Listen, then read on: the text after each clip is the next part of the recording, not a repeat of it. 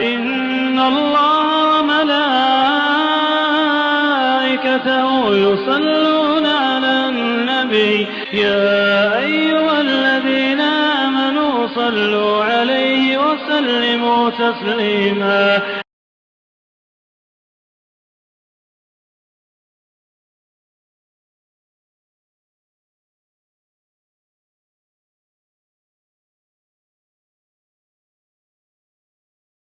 رب اشرح لي صدري ويسر لي أمري واحلل عقدة من لساني يفقهوا قولي. الحمد لله رب العالمين والصلاة والسلام على رسوله الأمين أما بعد. السلام علیکم ورحمۃ اللہ وبرکاتہ. میں محمد عامر دا صحابہ سیریز میں عمر رضی اللہ تعالیٰ عنہ کی جیونی لے کر کے حاضر ہو چکا ہوں. انشاءاللہ آج ہم لوگ ان کا دور دیکھیں گے جس وقت انہوں نے مسلمانوں کا لیڈر ہو کر کے حکومت کیا تھا اور اللہ تعالیٰ نے ان کو اس دور میں کامیابی عطا کی تھی. آئیے دیکھتے ہیں کہ وہ دور کیسا تھا.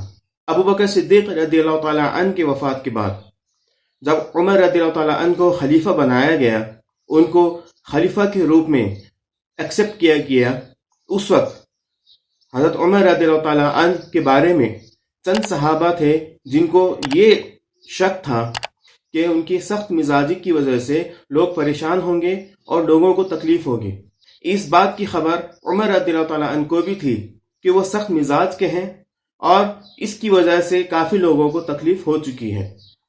جیسے ہی ان کو خلیفہ کے طور پر چنا گیا، عمر رضی اللہ تعالیٰ عنہ نے سب سے پہلے لوگوں کو مخاطب کرتے ہوئے کہا کہ اے لوگو، خلافت کے اس بوجھ نے میری سختی کو نرم کر دیا ہے اور مجھے نرم مزاج والا بنا دیا ہے، اور میری یہ سختی اس وقت بھی استعمال میں آئے گی جب کمزوروں کو، غریبوں کو اور جو پیڑت ہیں، جن کے اوپر اتیاچار کیا گیا ہے، جو مظلوم ہے، ان کا حق انہیں نہ دے دوں.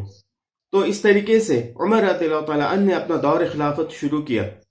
عمر رضی اللہ تعالیٰ عنہ کے دور میں اللہ رب العزت نے اسلام کو بڑی بڑی کامیابی عطا کی. آپ کے دور میں بہت سارے فتوحات، یعنی کہ بہت سارے دیسوں کو جیتا گیا اور ان دیسوں کو اسلامی حکومت کے ماتحت لایا گیا. آپ پہلے خلیفہ تھے جن کو امیر المؤمنین کا خطاب دیا گیا. آپ سے پہلے ابو بکر صدیق رضی اللہ تعالیٰ عنہ کو یہ خطاب نہیں دیا گیا تھا، اور پہلے آپ ایسے خلیفہ بنے ہیں جن کو یہ خطاب دیا گیا.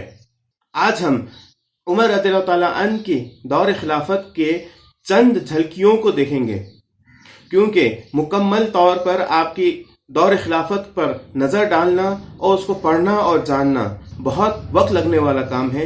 اسی لیے آج اس کی جھلکیاں ہم لوگ دیکھیں گے اور انشاءاللہ ہم لوگ دھیرے دھیرے اس کو ڈیٹیل کے ساتھ اور باریکی سے پڑھنے کی کوشش کریں گے.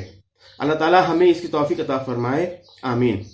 حضرت عمر کی کامیابیوں میں سے چند کامیابیاں یہ تھیں کہ آپ نے لونار کیلنڈر، یعنی کہ جو ابھی بر وقت ہم لوگ استعمال کرتے ہیں ہجری کیلنڈر، اس کیلنڈر کی شروعات کی تھی. نبی کریم صلی اللہ علیہ وسلم کی ہجرت کے بعد کوئی بھی کیلنڈر نہیں تھا. جو عرب کا سسٹم تھا اسی سسٹم کے حساب سے سال اور مہینے کی گنتی ہوتی تھی اور سال کا شروعات اور سال کا خاتمہ ہوتا تھا. مگر عمر رضی اللہ تعالیٰ عنہ کو اس بات کا احساس ستا رہا تھا کہ مسلمانوں کا الگ سے ایک ایسا پہچان ہونا چاہیے کیلنڈر کے معاملے میں جو ان کے دینی فرائض کو بھی مدد پہنچائے اور خود مسلمانوں کی الگ ایک پہچان پوری دنیا کو دے. اسی لیے آپ نے ہجری کیلنڈر کی شروعات کی اور اس کا پہلا سال آپ رضی اللہ تعالیٰ عنہ نے نبی کریم صلی اللہ علیہ وسلم کی ہجرت سے شروع کیا. اور جس سال نبی کریم صلی اللہ علیہ وسلم نے ہجرت کیا تھا اس سال کو پہلا سال شمار کرتے ہوئے کیلنڈر بنایا گیا، اور اس کے بعد مہینوں کی ترتیب بھی بدل دی گئی. اور مہینوں کی ترتیب میں عرب کے اندر مہینوں کے لیے جو نام تھے انہی ناموں کو اڈاپٹ کیا گیا، شمار کیا گیا، مگر ان کی ترتیب بدل دی گئی. پہلا مہینہ محرم کا قرار دیا گیا اور آخری مہینہ ذی الحجہ قرار دیا گیا.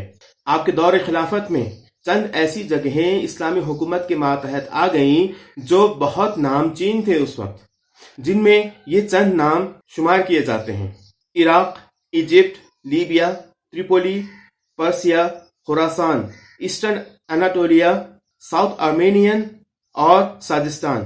اسی کے ساتھ ساتھ اللہ رب العزت نے حضرت عمر کے ہاتھوں یروشلم بھی فتح کروایا اور بیت المقدس جو یروشلم میں ہے وہ مسلمانوں کے ماتحت میں آ گیا اور مسلمانوں کی حکومت کے تحت آ گیا۔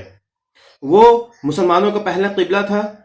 کعبہ سے پہلے بیت المقدس قبلہ ہوا کرتا تھا، مگر بعد میں اللہ رب العزت نے اسلام کو تکمیل عطا کیا اور بیت المقدس سے مسلمانوں کا رخ پھیر کر کے خانہ کعبہ کی طرف کر دیا اور اسے مستقل طور پر مسلمانوں کا قبلہ بنا دیا۔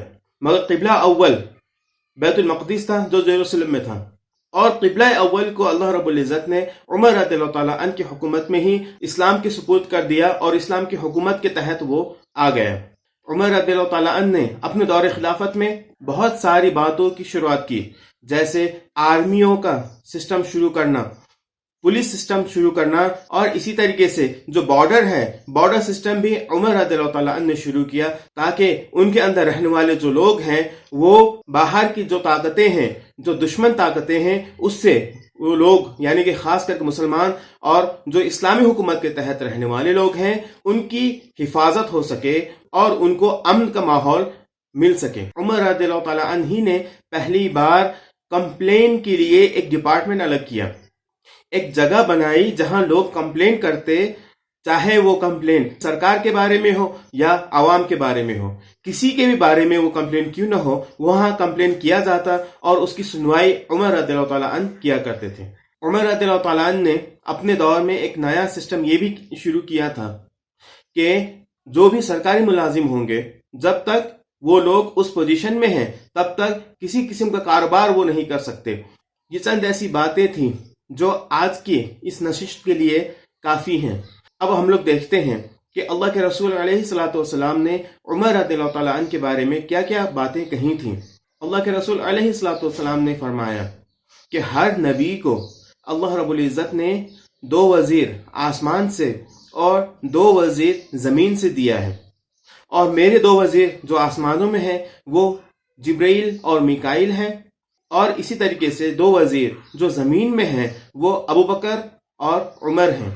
عمر رضی اللہ تعالیٰ عنہ کے بیٹے نے روایت کیا ہے، ایک دفعہ اللہ کے رسول علیہ الصلوۃ والسلام ابو بکر صدیق رضی اللہ تعالیٰ عنہ اور عمر رضی اللہ تعالیٰ عنہ کے ساتھ مسجد داخل ہوتے ہیں، اور آپ نے ان دونوں کے ہاتھوں کو پکڑ کر کے یہ کہا، آخرت میں بھی ہم تینوں لوگ اسی طریقے سے اٹھائے جائیں گے، یعنی کہ ایک ساتھ۔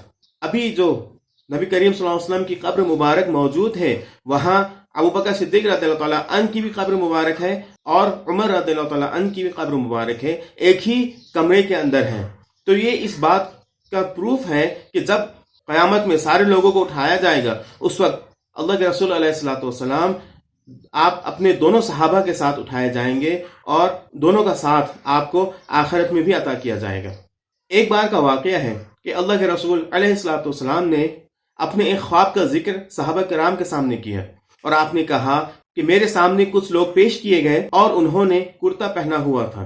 بعض لوگ ایسے تھے جن کا کرتا بہت ہی چھوٹا تھا، جو ان کے سینوں سے بھی اوپر کی طرف جا رہا تھا، اور انہی کے ساتھ ساتھ عمر رضی اللہ تعالیٰ عنہ کو بھی میرے سامنے پیش کیا گیا۔ آپ کا کرتا اتنا لمبا تھا کہ وہ زمین کو چھو رہا تھا، اور اسی حالت میں آپ چل کر کے میرے پاس آ رہے تھے۔